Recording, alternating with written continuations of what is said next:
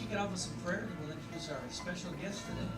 Lord, thank you that we can be together today, that we can learn more about those that we love, that you would encourage our hearts, and that there is something that we can do, and that you would bless this time today and be with everyone that's going to participate and speak, and that you would speak through them. And thank you that you work in our life today. In your name we pray. Amen. Amen. All right, well, without further ado, I'm going to introduce Britt Huff, who is the Executive Director of HELP, which is here in Torrance. A very amazing resource that John Thill was introducing me this week. So why don't you come on up, Britt? Please welcome Britt. Great to be here and partner with Pastor Thill in his vision for helping our congregation educate itself about some of the issues that come up when we ourselves are aging or we have aging loved ones that we are trying to help. So that's kind of the purpose of this three-part series. And so today, I'm here as part of my day job with HELP, which is Health Care and Elder Law Programs. And in fact, I'll hand out some pamphlets in a minute. And we are a nonprofit education and counseling center in Old Torrance. In fact, if you ever go to the Torrance Bakery, we're just down the street on Cravens. Yes, so that's a good excuse. Stop at the Torrance Bakery and then stop in and see us. Because we do in-office counseling for people who are going through handling transition issues with either aging parents or a spouse or themselves. And we also do community classes like this. We partner with different libraries and senior centers throughout the 16 South Bay cities, and also with a lot of churches. So that's what we're here for this morning. As you may have seen Pastor Thill, he's walking around dressed up as Saul this morning. You can't miss him in long flowing gown. And so he won't be here. Well, he said he might pop in, but he's not going to be here for the full class. Anyway, so we have two experts from HELP this morning that are going to be sharing some information with you. And you already have handed out the PowerPoint that you can take notes on. So I want to introduce the two of them. We have Charmone LaRose, she's a gerontologist and certified memory impairment specialist. And she has taught classes and directed educational programs for older adults for the Torrance Unified School District for over 25 years. And she currently also offers classes in caregiver education and memory enhancement at Torrance Memorial Medical Center. You're probably familiar with their Advantage program. They hold classes. So in addition to helping us, she helps others also. And then we have Arta Shubin, who is our HELP Community Services Specialist. And she's often the first person you'll talk to when you come to the HELP office. She has a long background in social work. She retired from 40 years at the county, and she's now been at HELP for 9 years and is really the resident expert on all things related to aging. So I'm very pleased to introduce both of them now to present our class. Thank you. Thank you, Brett. I'm pleased to be here today. Caregiving is my passion, or one of my passions. I think it's so important. Thank you. There we go. Thank you. Okay.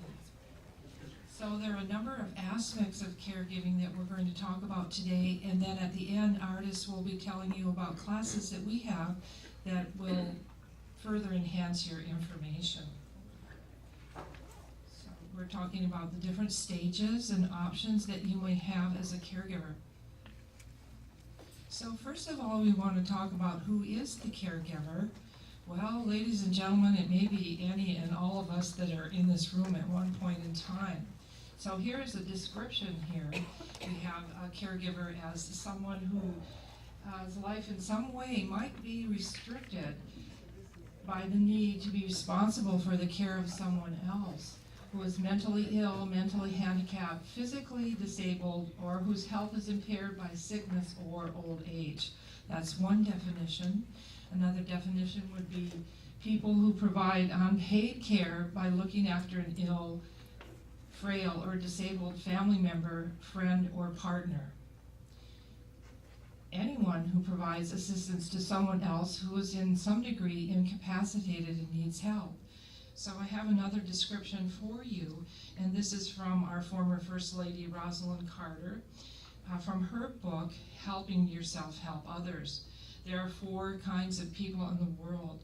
Those who have been caregivers, those who are currently caregivers, and those who will be caregivers, and those who will need caregivers. So that's when I said everyone here, because I imagine if I had a show of hands, a number of people would raise their hands that they have been caregivers. In the classes that I teach at Torrance Memorial, we find that there are many people coming to prepare themselves for a caregiving task because they're seeing it ahead. And that's really one of the ideal situations, that you can plan ahead as best you can, because one of the things that is also true is that everybody's situation is unique. You know, everything is unique because we are unique in our families and different circumstances come up. However, we have a number of resources available in this community, and when I say this community, I say the greater South Bay area and in San Pedro as well, because there are many different agencies that will help people while you're caregiving, and we'll be exposing you or introducing you to some of those today. So here are some of the statistics for caregiving. It's a large number of people, over 44 million unpaid caregivers in the United States provide care to an adult aged 20 plus at a value of $450 billion. That's kind of a staggering amount. So you can see that family caregivers, they're the ones doing the job. 35 million of those unpaid caregivers provide care to adults 50 plus in years. And more women than men are caregivers, about 60 to 40%. Now, I do want to say that what we've seen in the field are more men are doing caregiving as well. And I just want to say something about this, because women we are kind of cultured to take care of the children, and then it just transfers over to caring for the seniors or anybody that's ill. So we sort of naturally are inclined to do that, but that men can be wonderful caregivers as well, and even though they may struggle with that role to a certain extent, they fall into it and they do their job as well. So we do see an increasing number of men who are stepping up to the task. Let's see, only 13% of those receiving care rely on paid assistance. So what is that, about more than 85% of the people are taking care of someone. So, and it doesn't mean that there aren't other services that exist, because there are many home care agencies and many agencies out there where you can hire a caregiver, and we do talk about that in our classes, and there is some reference material for you for that today as well. But let's face it, the families are the first line of defense when it comes to caregiving. Okay, there's some other statistics that aren't necessarily up there that I just wanted to add in, and one of them is that many of the caregivers are older, age 75 or older, about 1 in 10. So that also creates some problems in terms of the challenges, really, of caregiving. So you have someone who's aging and they're in a relationship, a couple married for many years, and it many times falls on the other partner. So this can be difficult because they may be dealing with chronic illnesses or other problems themselves. So that does create a struggle, and that's what we really look at as professionals. We want to see where people can get help and that they're not really going beyond what they think they can do. So, and those are one of the big things that happen. Usually when you are starting to care for someone, and it just may be you be doing a little bit, right? And then that sort of grows into something more and something more, and we're going to kind of look at that today. And before you know it, you're really in there and doing it, and if you've said you're going to do it, the rest of the family sort of backs off. So you end up by saying, you're it, right? You're it. There's always somebody in the family that's it. But one of the things we want to tell people when they're preparing for caregiving is that they find some other people to be it too. You know, or some other task that people can help you with that will help you to do the caregiving task. So, okay, so if you're a professional caregiver, I don't know if there's anybody in here who's a professional caregiver. Oh, you do have, okay. So they are a unique group that has special needs too, in terms of caring for someone, and you need support as well. So 6 stages of caregiving that we're looking at. I may help a relative soon, or it may be a friend or a neighbor that I'm looking at. I'm beginning to help. I am helping. I'm still helping. You know, my role is changing in that situation, and my caregiving role has ended. So there's all types of dynamics that go for each stage of this process. In stage 1, I may help a relative soon. So if you're really looking at that as a task, and people really do look at it seriously, and knowing that there will be a commitment involved with that, our key word here we're saying is ask. You want to connect with other members of the family, other friends that the person has, and ask and find out as much as you can about that person, people who you trust, and you want to talk to that person that you're anticipating caring about, and finding out what are their wishes and what are their needs. You know, at that stage, because it may change as they're moving along, you know, what are the needs that are present right now? It's so important to set up that support group early. So even if there's family, you're taking a situation where you're taking care of someone and the family's out of state, and this happens frequently, you want to find out how you connect with them in some manner, shape, or form. That's so important. And the other thing is to find out, ask what's available in your community, where you're taking care of that person, what resources are available to you, and how you can tap into them. There are a number of resources online as well, and as well as present in the community. Now, your church group is really important. I mean, just the fact that we're here today talking to all of you, we feel it's so important, because that's a group that you're tight with, and people are very resourceful and by its very nature willing to help. So see who's available right around you. Ask for and prepare and gather information and conduct a needs assessment. Now, we have inside your packet today a needs assessment at the end, and that's like an inventory, really. It's called needs inventory, and that's when you're beginning to look, what is the person going to need? This is more specific, and certainly something you can make a copy of, and some of those needs are going to change over time. So it's towards the end of your material. But there's a needs inventory that's used when you're looking for help, whether that's going to be help provided by a family member, or even for if you're looking for help from another agency. And so that's one of the things we take a look at. What are the needs? It's in the back of your packet, or towards the back of the packet. All right, sort of in the middle, I guess. Okay. Thank you. And in addition to that needs inventory, we also have some abbreviations there, common abbreviations that come up.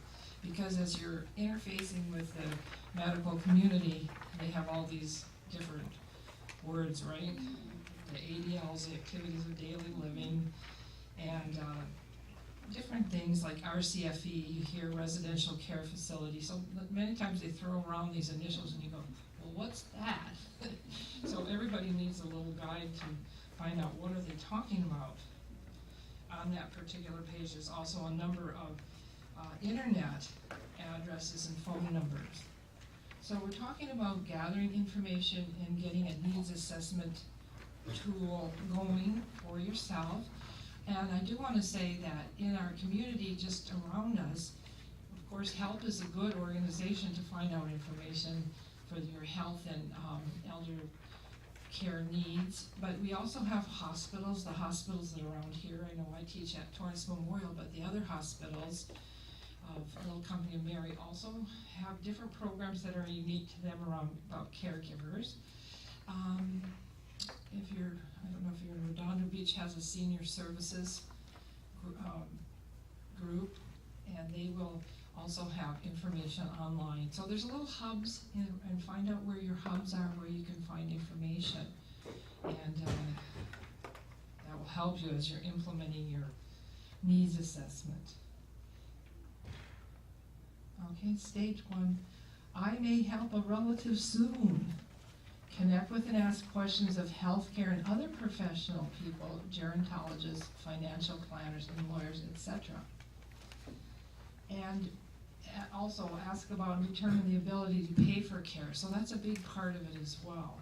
So you've got a lot of professional organizations out there. There are geriatric care managers that will provide not only caregivers in the home, but they will also help manage the care, be a manager for that.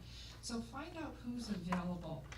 And you want to determine if someone needs a health care agency.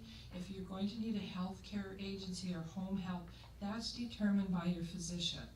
If you're just needing care, someone just needs care in activities of daily living, then you might have, once again, your friend and your relatives helping with that, or yourself, or maybe one of the agencies that just provide a caregiver.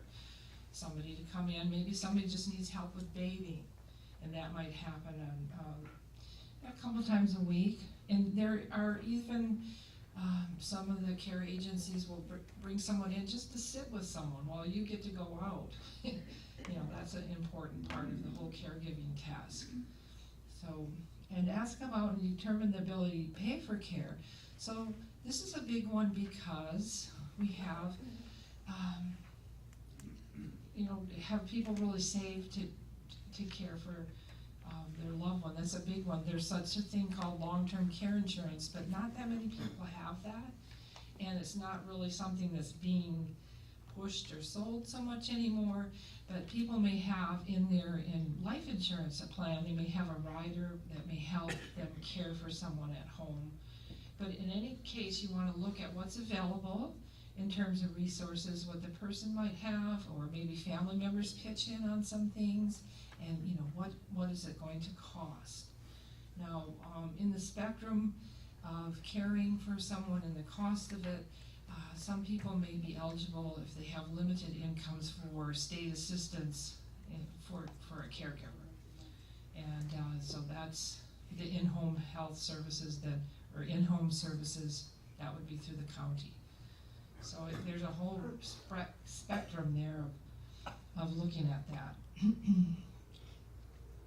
Now, stage 2, I'm beginning to help, and our key word here is find.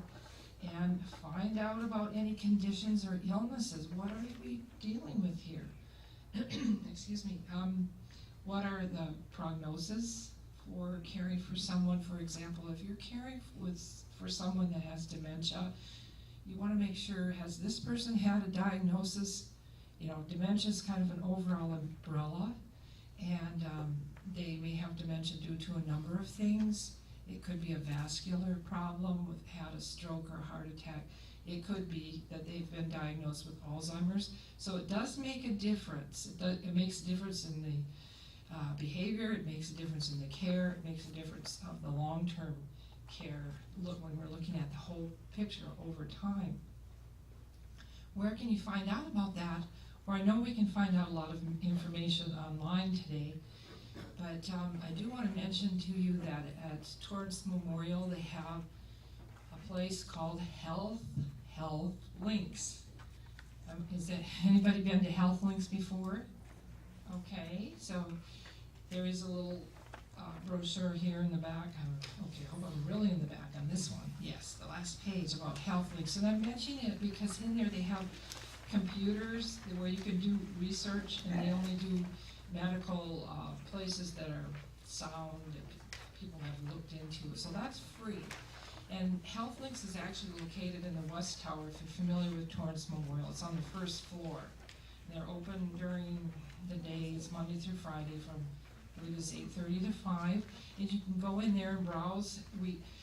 And I mention it because we also have available there packets that we've put together for caregivers. It's a caregiver packet.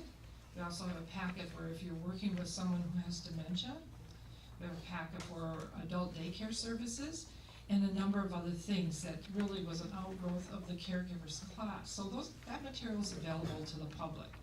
You might have to know to ask about it, but now you know. You can go in there and ask for that information. And in Health Links, they also have books. There's different books. It really has a range of topics, everywhere from if you're taking care of an infant, all the way to if you're, a hospice situation. So, and we have a number of books in there for caregivers that we've recommended. And so there's things available to you that you might enjoy.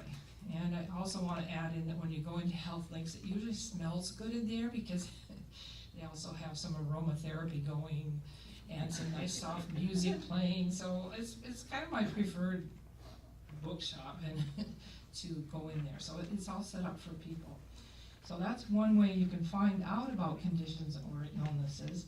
And then, of course, check with your the doctors, whoever the doctor is that's treating the person, and make sure that when you're going to an appointment, you're with your loved one that you're caring for. So many times when people are stressed out by the illness that they have, or maybe they're not thinking clearly, and they really need somebody to accompany them to the doctor's appointment, because that's going to make a big difference. You can take notes. Maybe we all need someone to go with us to the doctor's appointment, so sometimes you forget to say things, all of that. So you really want to make sure that you find out as much information as you can, because there's security in the information, right? Okay, so find services that assist with care and support groups in your community. Now, as you came in, there was a flyer for a support group, which is a support group happening at Torrance Memorial Hospital. But it's one of many support groups that are in the community, and you can find a support group for a number of different situations. Health Links has a list of support groups that take place at Torrance Memorial, but we know that if you're working with someone who has dementia, that in the community, I know in the Torrance and South Bay area, there are a number of support groups that also take place. Silverado, which is a facility that works directly with families and people that have, dementia of some sort. They have support groups, and there's a number of them out there. So find a support group that works for you. Let's see, we mentioned it earlier, the Find Your Spiritual Network through church or others to support your spiritual needs. Well, not just for the family of the church, but also just to get that inspiration and to keep you going. For caregivers, it's so important to take care of yourself, because you're really thinking of the other person when you go into a caregiving situation. And guess who gets left behind? You. And it's so important that you find something on a regular basis that's really going to be valuable to you. The inspiration, maybe you've always been at a Bible study class, or different things that are part of your spiritual life. Make sure that you keep that connection. And I would say start there first. And that's you taking care of you, however you see your spiritual life, that's really important, because that's going to help nourish you through a difficult situation. Find respite services that will allow you to enjoy your hobbies and interests. Well, what are respite services? Well, those are different types of activities you can do, or places like adult daycare that really serve as a respite for the caregiver. Meaning you're caring for someone in your home, But in adult daycare, you may bring them to the adult daycare 2 to 5 times a week, and you can find out where the adult daycares are around us. There are a number of them. There are 2 kinds of adult daycare. One is a health adult daycare, and we go into that more in one of our other classes, but the health adult daycare, a doctor would write an order and your insurance may be paying for those services. There's one down in Lomita, on Lomita Boulevard. There's not as many health adult daycare centers as there are social adult daycare centers, but they provide a respite to the family member, because a couple days a week can make a big difference in your life as a caregiver, and it also makes a difference in the person you're caring for, because when they go into a daycare center, they're there for about 6 hours, maybe from the morning till about mid-afternoon, and they get to have fun. And I say that because I used to be a director of an adult daycare center, and they would have activities for exercise or social activities or recreational activities, maybe arts and music and talking to other people and having a good time. And at that time, you know, your loved one's taken care of, and you have some time for yourself to go do the grocery shopping or to go walk in the park or do something that you can do. So know that that's a service that's available that is really a respite service. Also, the other thing, many times when you're caring for someone, you know, it's a 24/7 job and you don't get a lot of relief, but maybe you want to go out of town, maybe you need to go out of town, and there are facilities that will take someone for just a short period of time. In the residential care facilities, I think even some nursing homes do that as well, but usually when you're caring for someone at home, they may have more of a need for a residential care facility. But you can actually have someone stay for a period of 2 or 3 days. So they reserve some beds, and check on that in your community, you know, what facilities are out there and which ones may offer that. And we'll go into that more too, and when we talk about the artists will tell you about some upcoming classes that we have. But that's available, so respite for you that are part of the community. And it's important also when we were talking about your hobbies and interests, make sure that you keep up doing some things that you love to do. So many times we hear people say, well, I haven't done that. I haven't, you know, even something simple like reading a book or having a class that you want to attend, and something that's scheduled, you might have to put it right in your schedule, just as you're doing scheduling for your loved one and you're going out, make sure that you're scheduling some time for yourself. It's so important to keep your exercise up, if you're doing that, some kind of movement, some intellectual stimulation, because we can really sort of get sucked in the whirlpool, that's our whole life, just caring for this person. It's so important, and I don't say it lightly, because the statistics will show that people in long-term caregiving situations, their stress levels go up, and it becomes a risk for their own health. And I don't have the hard data with me as how many people actually pass away before someone that they're caring for, but that does happen. So we always emphasize that in the classes, caring for yourself, and it's not selfish. I'll probably say that several times today, but anyway, it's not selfish to care for ourselves.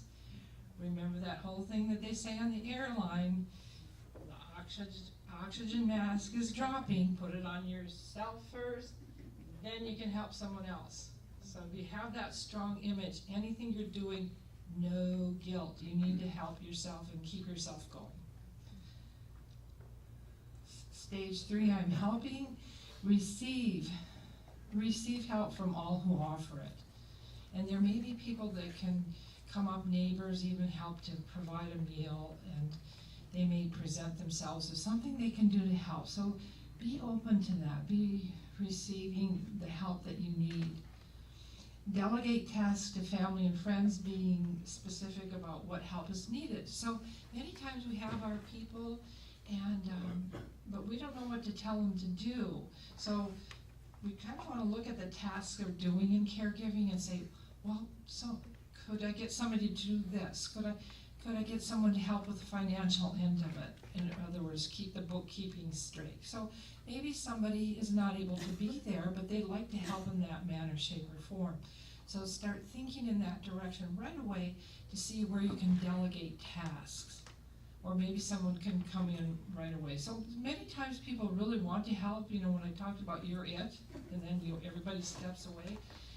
People may want to help, but they don't know exactly what to do. So that's when you as the manager, the caregiver manager, really find some things that would help and be able to see how that would work. Determine your limits. You do have them. Usually we find out our limits when we're at them, right?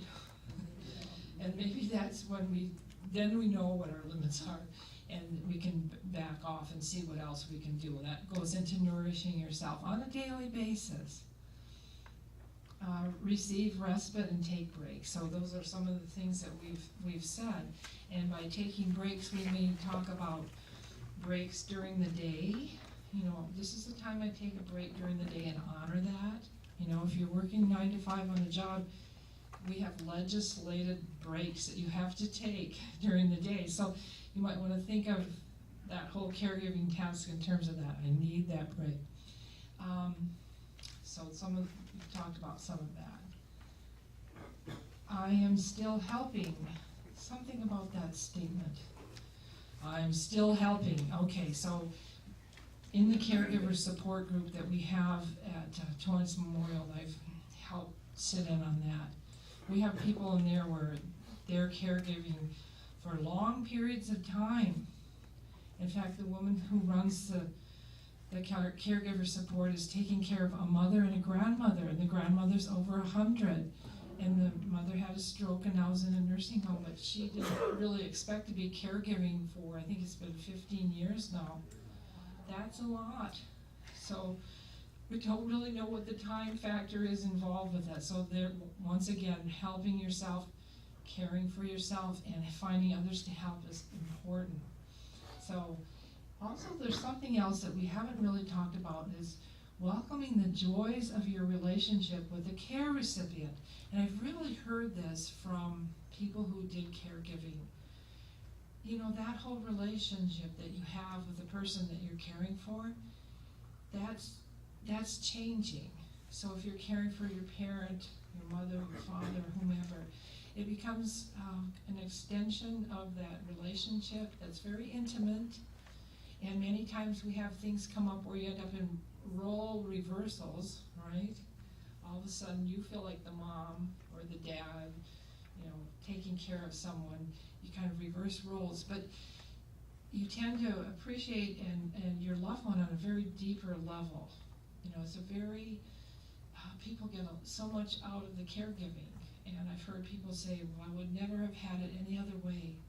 And sometimes what happens is old things in the relationship come up. Unresolved things, let's put it that way.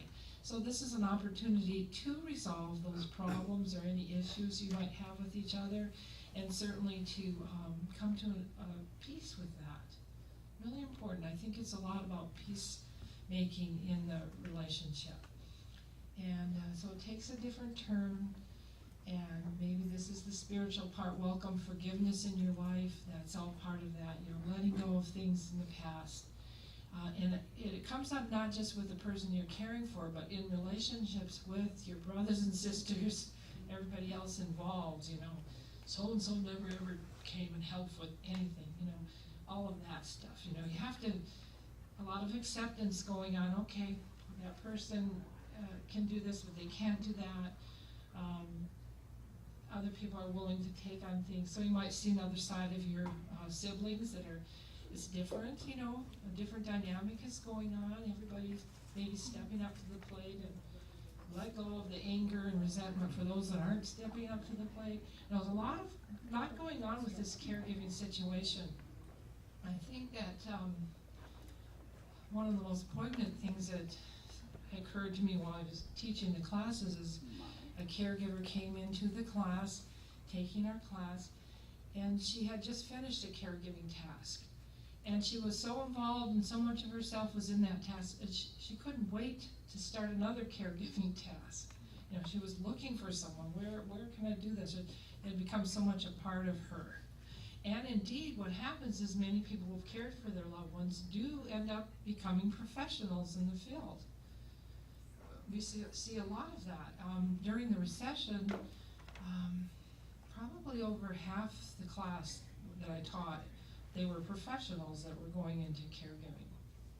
Because I do a caregiver training once or twice a year, and primarily we set it up for family members, to help their loved ones. But during the recession, we had a big burst of people coming, and then they were taking up the task.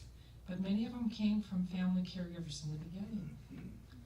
So remember, once again, I'm saying it again, nourish yourself physically, mentally, and spiritually. You're not being selfish. You don't walk away with anything else. Please walk away with that. Okay. My role is changing, and the roles that you're playing will be changing probably all along in the caregiving tasks. And our key word here is allow. Allow for mourning and grieving. Part of that letting go. That's going to happen in the process, especially working with somebody with dementia. That person isn't going to be acting like they used to. There's some things that is ongoing, and acknowledge and recognize that. Allow the memories, the chance and opportunity to talk about the memories with your loved one, and to cherish those. Allow reflection on your experience. It might be a good thing to journal, to have a journaling situation while you are caregiving. Remember, placement may be as painful as death. Allow time for yourself to experience healing. When people are taking on the task at home, they really don't want the person to go into a facility, but there may come a time that that's a necessity. And we do have resources that would help you make those good decisions. So that's a relinquishing of your task, and there is some grieving that goes along with that. 6, my caregiving role has ended, and the key word is treasure. Treasure the time you shared with your care recipient, whether that's in your family or otherwise, because that's always going to be with you. It's something that you have. Treasure your own dreams of what you're going on to next and what you have seen from that. That's going to take some reflection. And treasure your opportunity to share lessons learned. There's going to be lessons learned, right? This is a real opportunity, but it's coming from the heart, and we're all growing from that. Treasure your memories. And many times people put together a little booklet with memories and pictures, etc., with their loved one that they both could treasure. And once again, caregiving is a journey. Approach your caregiving from a place of love and believe in yourself, because that's really why you're there. It's really a giving journey. Navigate the stages with dignity and reach out for help. Understand the value of what you are doing. Speak up for your rights. Okay, thank you very much. I'm going to be very brief. Basically, you have a separate handout, and it's called Aging Prep Kit. And this is something that we encourage through help that you start planning and thinking about for both yourself and anyone that you're caring for. Now, this is kind of a progression, and we also offer extensive classes on most of the parts of this process.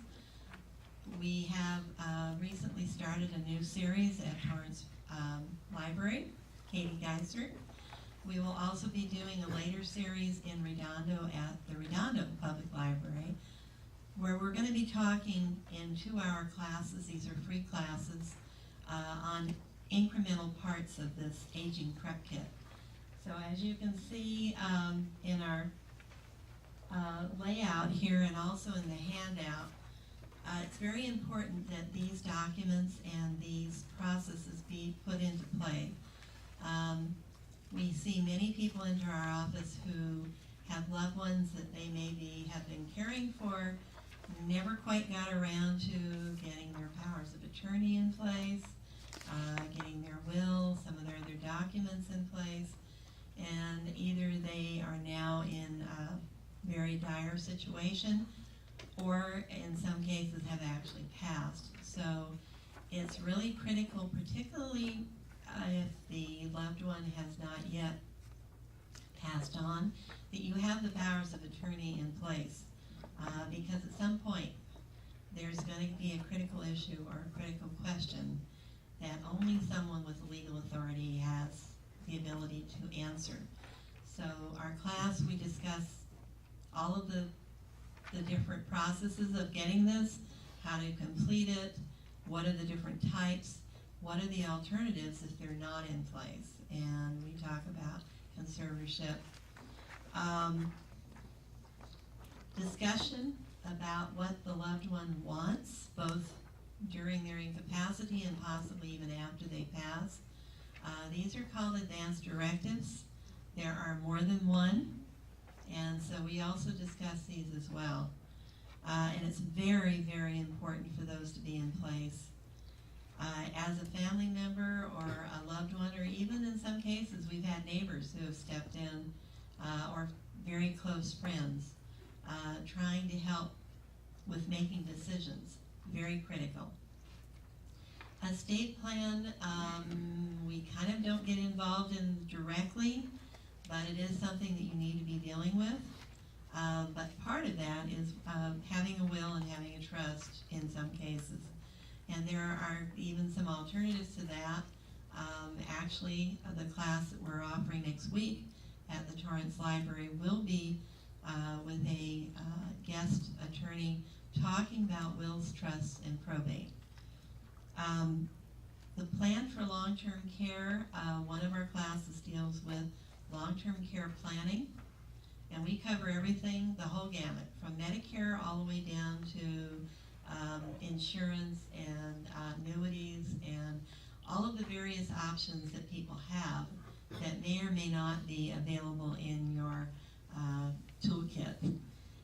And lastly, we don't really get involved in funeral and burial, but we do have some tools in our office that will help in making sure that your family is aware of what your wishes are and also where you may have made prior arrangements. The biggest complaint we hear is that family members often are not able to locate information when the appropriate time comes. But during the caregiving process, you particularly want to know where some of the directives are that you may have to make, make decisions upon, or you may be called upon to make medical decisions. And as a family member, this is critical, but even we've had friends, again, even neighbors who have been involved in the process in trying to help. On the back, you'll notice that there is also a law lingo or glossary, so that it gives you some tools to work with. If you see these terms, you'll kind of know what they're involved with. We do have our class scheduled for the for the Torrance. We haven't yet posted the Redondo schedule as yet, but we will have that up on our website or in our office. You can call our office and get that information. We have a wealth of information both on our website and in our office to help. We have an advanced directive booklet called Your Way, which we're making available to anyone for free. We will mail it to you if you're not able to stop by our office. We also, for caregivers, have a caregiver toolkit, which is very handy and very helpful, both for your planning as well as if you do have an outside caregiver come in, or even another family member.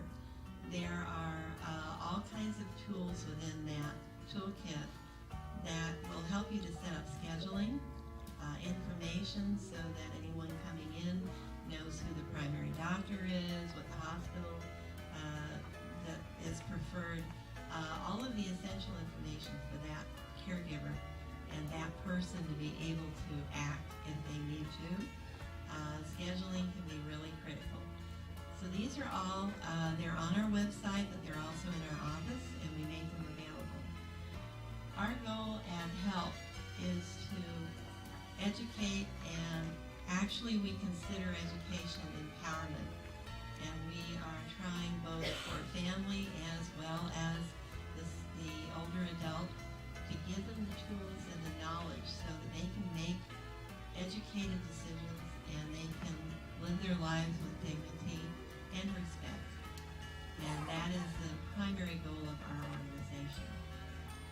So with that, we also have our flyers at the front desk. If you didn't pick them up, get them on the way out. We have a tourist guide, which is a directory of information, and also our